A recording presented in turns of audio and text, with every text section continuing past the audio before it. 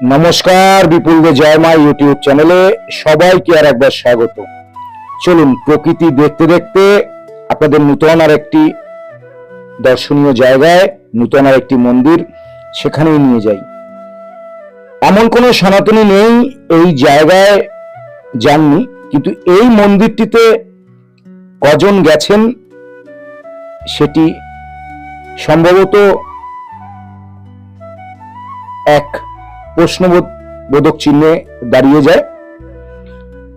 হ্যাঁ, আমরা তারাপীঠের উদ্দেশ্যে রওনা হয়েছি।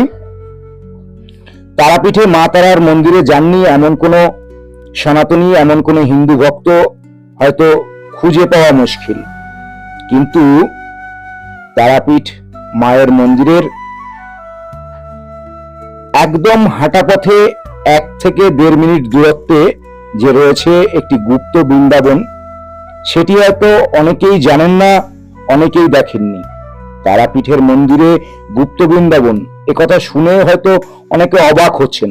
চলুন, আমরা ইতিমধ্যেই তারাপীঠ রোডের বা মন্দিরের প্রায় কাছাকাছি এসে পৌঁছেছি। তারাপীঠের যেই তোরণ আপনাকে স্বাগত জানাচ্ছে যে আপনি তারাপীঠের খুব কাছে এসে পৌঁছে গেছেন।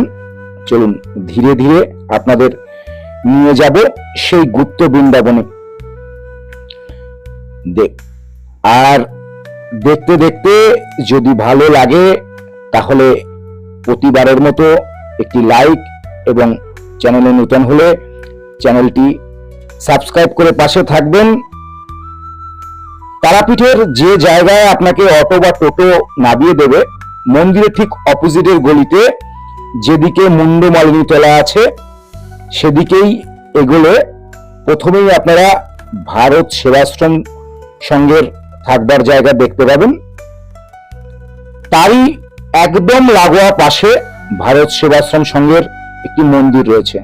আমরা এই পথে যারা যারা গেছেন তারা অনেকেই এই মন্দির দূর থেকে দেখেছেন বা উপরেও গিয়ে দর্শন করেছেন, কিন্তু অনেকেই আবার এই মন্দিরকে উপেক্ষা করে এদিকে ওদিকে চলে গেছেন, বা অনেকে জানেনই না এই মন্দিরটি রয়েছে। এত সুন্দর মন্দির। চলুন প্রথমে কয়েক ধাপ সিঁড়ি দিয়ে উপরে উঠে আপনাদের প্রথমে মন্দিরের ভিতরে নিয়ে যাব, সম্পূর্ণটা ঘুরে দেখাবো। প্রথমেই মন্দিরের সামনে অর্জুন রথে রয়েছে সেরকম একটি মূর্তি রয়েছে। দেখুন, সুন্দর সুদৃশ্য নকশা, একদম কালারফুল একটি মন্দির, রঙের কোনো রকম খামতি নেই। এখন যাকে আপনারা দেখলেন এই দাদা এবারের সফর সঙ্গী আমার সাথে। প্রথমে ঢুকলেই সুদৃশ্য নকশা করা এবং ঝাড়বাতি টানানো মন্দিরের সামনে চূড়ার ভিতরের নকশা, তারপরেই মূল মন্দির।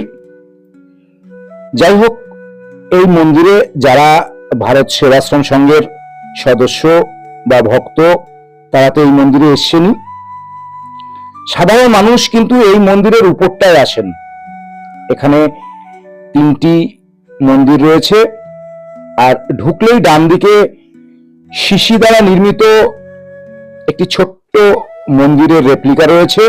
তার ভিতরে শিবের একটি একদম মনোমুগ্ধকর বিগ্রহ রয়েছে, আর বাদিকে ওই শিশি দ্বারা নির্মিত আরেকটি মন্দির রয়েছে, সেখানে প্রণবানন্দজির একটি বিগ্রহ রয়েছে।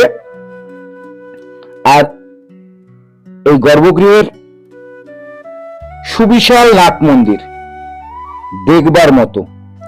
এত শান্ত নিরিবিলি নাট মন্দির, এখানে বসে সময় কাটাবার সুন্দর আদর্শ জায়গা। একদম মাঝখানে প্রণবানন্দজির একটি পটচিত্র রয়েছে মূল মন্দিরে, তার ডান দিকে রাধা গোবিন্দের মূর্তি রয়েছে, আর বাদিকেও একটি ছোট্ট মন্দির রয়েছে। কিন্তু এটি কিন্তু আমাদের দর্শনীয় নয়। আমরা এবার আসল যেখানে গুপ্ত বৃন্দাবন বলছি চলুন, এই নাট মন্দিরের ডান দিক দিয়ে সিঁড়ি আছে, বা দিক দিয়ে সিঁড়ি আছে, আপনারা যে কোনো জায়গা দিয়ে নামতে পারেন। চলুন, নেবে আমরা সম্পূর্ণটা দেখাই আপনাদের, দেখলে আপনারা অবাক হবেন। দেখুন, প্রথমেই দশাবতারের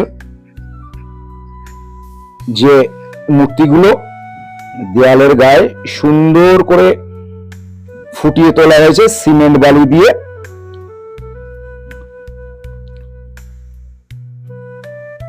এখানে বরাহ অবতার, নরসিংহ অবতার, দশাবতারের সম্পূর্ণ অবতার এখানে ফুটিয়ে তোলা হয়েছে।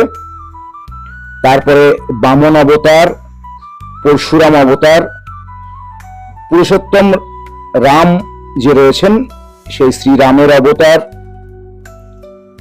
শ্রীকৃষ্ণের মূর্তি রয়েছে, গৌতম বুদ্ধের মূর্তি রয়েছে, রয়েছে কল্কি দেবের একটি মূর্তি। তারপরেই এখানে আদিগুরু শঙ্করাচার্যের মূর্তি এবং যে কয়জন আদিগুরু ছিলেন তাদের মূর্তি। আর এখানে পঞ্চতত্ত্বের মূর্তি রয়েছে। আর তারপরেই শ্রীকৃষ্ণ অর্জুনকে যে বিশ্বরূপ দর্শন করেছিলেন তার মূর্তি।